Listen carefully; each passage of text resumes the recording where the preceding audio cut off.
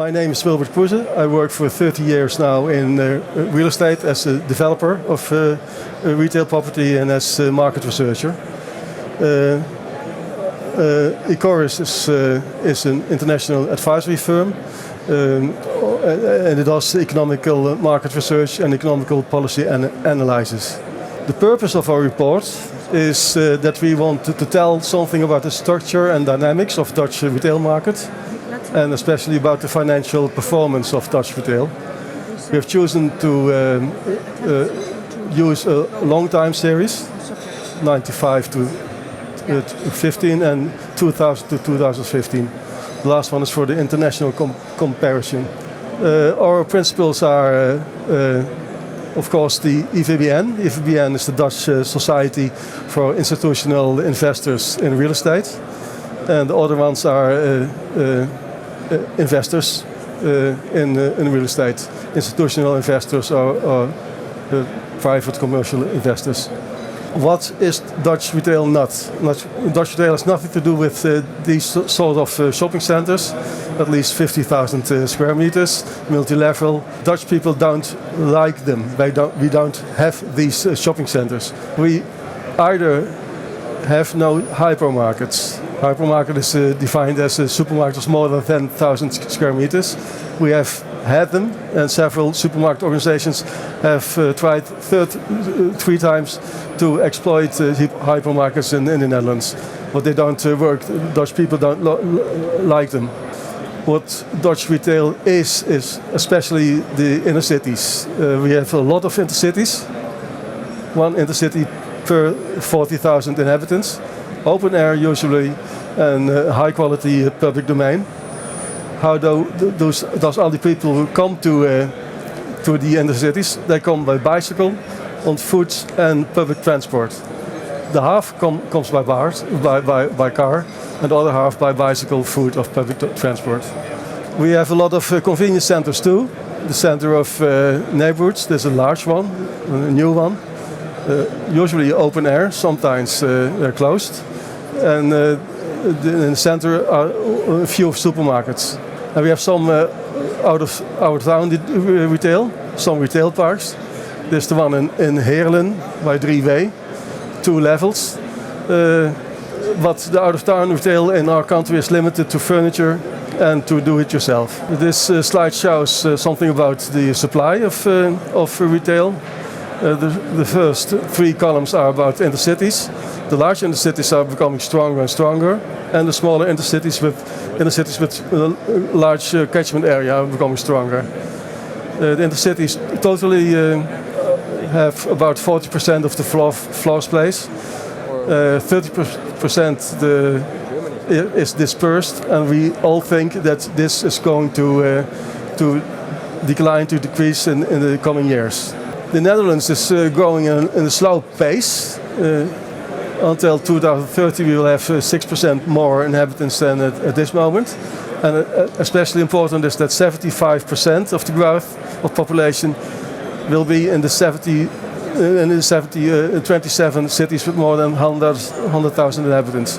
We have 430 municipalities, so 27 out of 420 is a very small percentage. The population growth in the Netherlands is comparable on average with the other countries we studied. Our country is wealthy, rich. Most people are happy, and we are recovering from the crisis. From 2008 to the first half of 2016, our retail lost 3.1% of her turnover. But there are very large differences between the several retail categories. The internet share in retail turnover is now in Netherlands 9%, and that is on average with the countries we have studied.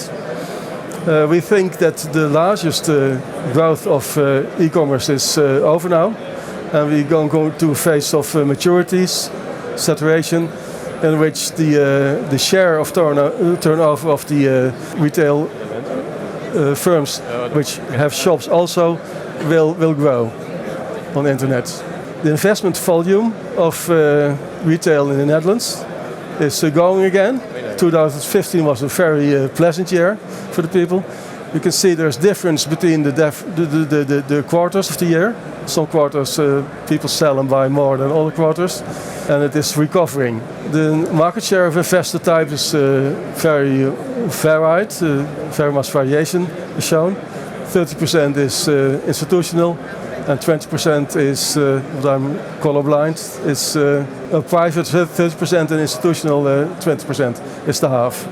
The total return of the Netherlands, the orange line of course, is on average 2, and it is more steady in the development than in the other countries. In the Netherlands, the total return has never been negative in no year since the start of the crisis. Total return 8.6% on the period 1995 to 2015. It has a relatively high return risk. You can find it in the report. The income return has been 6.8%, very steady in all the years. The capital growth is 1.6% annually in this period. Inflation was 2% because there was a small correction of the rent level in the last year. The initial yield shows that when you first look to the orange line for the Netherlands retail totally, you can see that it was declining till 2008, the beginning of the start of the crisis, and then it is increasing. But not for the large city centers, the light blue line. The initial yield of the large city centers is still decreasing all these years. On the other types of retail property, you can see different trends, but most of them show the same line as the retail Netherlands totally.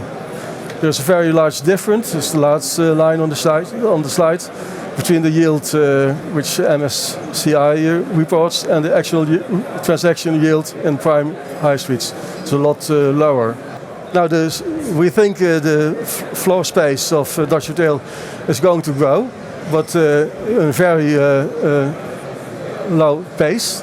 You can see that the development pipeline of new retail is decreasing in a very rapid rate since the start of the crisis. The white figure gives the total development line of all developers. The share of redevelopment is growing and growing. It was in 2008 10% and now it's 40 to 45% redevelopment and the rest is new. And also the amount of square meters that is new is going down. That's because the authorities don't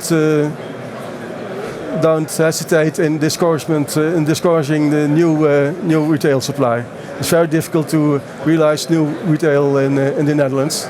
Development will be more development and more development and more redevelopment in the next years. Redevelopment is our future. We think there is a strong polarization between strong retail locations and weaker retail locations. You can earn a risk premium. It's very attractive in high streets of the largest city, because there the chances to make the retail property better and stronger is very large, and there is enough interest to lease for the foreign companies which sells fashion. There's an upward potential also for the smaller intercities with a large region, and an upward potential for the largest out-of-town concentration. We think one concentration out of town in each urban city will be a winner. A lot of smaller out-of-town concentration will have hard times. When you buy now, the price is more sound than a few years ago at the start of the crisis. The rental value will outperform inflation in large cities.